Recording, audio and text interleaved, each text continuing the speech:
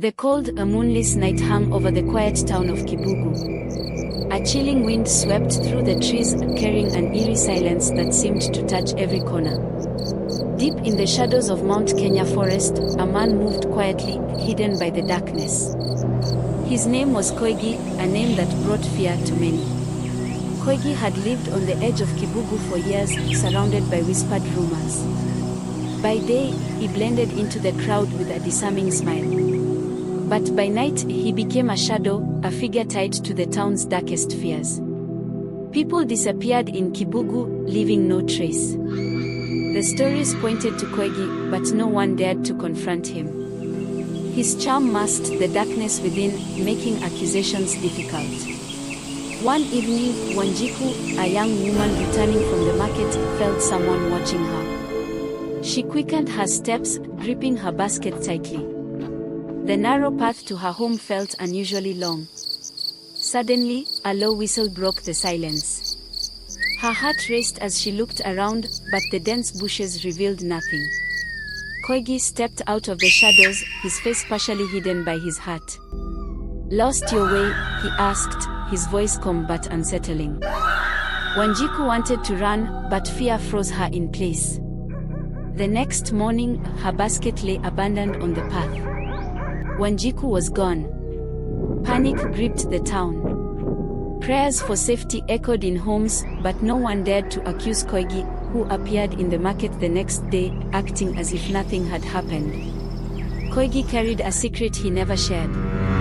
Each night after his deeds, he heard whispers. Voices echoed in his mind, chilling him. "Koigi," they would say, "your time is near." At first, he ignored them, but they grew louder and more persistent. One stormy night, the whispers became unbearable. Lightning lit up his old hut, and thunder roared.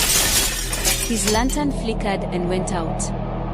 In the darkness, the voice came again, louder than ever.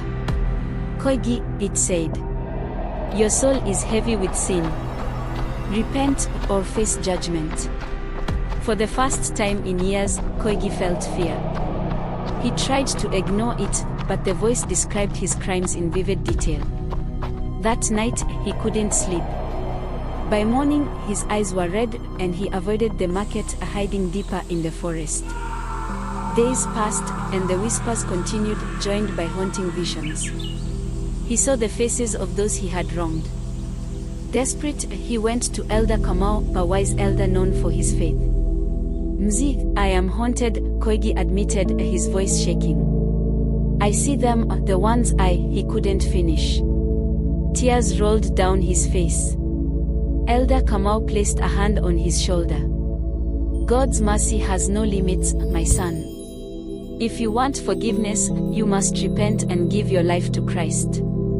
That night, in Elder Kamau's home, Koigi fell to his knees and confessed his sins, his voice breaking with guilt. As the elder prayed, Koigi felt a strange peace. The whispers stopped, replaced by a deep sense of relief. In the days that followed, Koigi changed. He began preaching in the market, sharing his story. "I was a man of darkness," he said, "but Christ saved me." At first, people were skeptical, but his sincerity was clear. He sought out the families of his victims, asking for their forgiveness. Some were hesitant, but his remorse softened their hearts. Over time, Koigi became a symbol of hope in Kibugu, showing the power of redemption. Years later, he stood in a small church as a respected pastor.